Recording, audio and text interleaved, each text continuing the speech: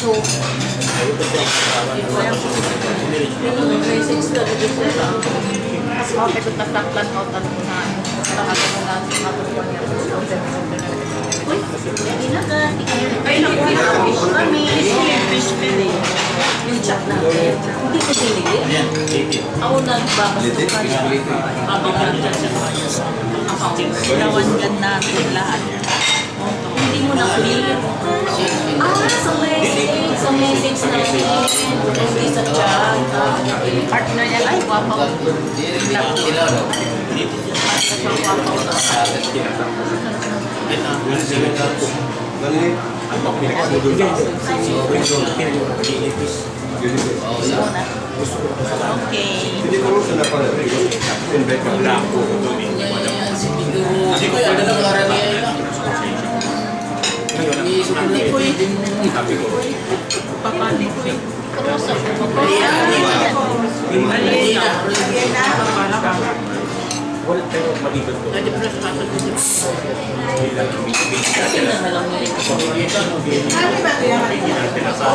Opisina niya, dapat pag-iibig yung kaya nisip yung okay no? Di Broso. Manila dito yun? Oo, di ba ito may plaza? Hindi ba kayo ito na-usualisip? Ito sa mga nagkakanda. Kaya rin kaya natin. Ito ang kanaysa. Hindi, baka rin. Kasi sabi mo. Ito na sila.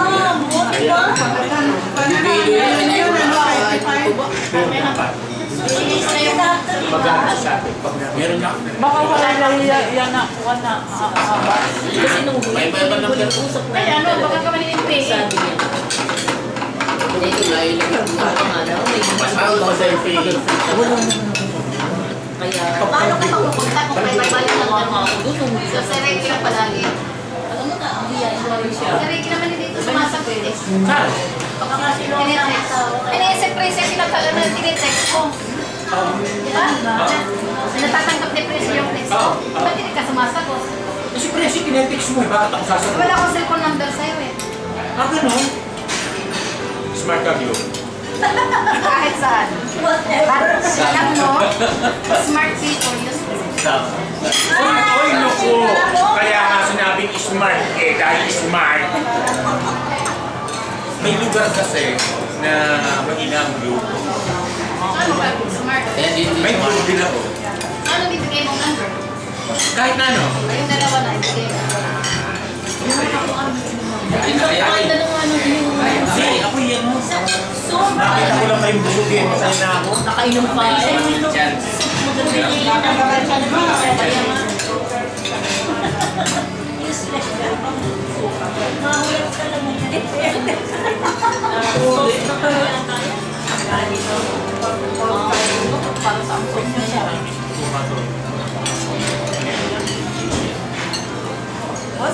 Hindi ko kasi makita.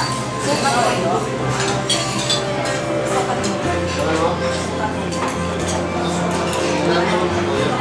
Para saan?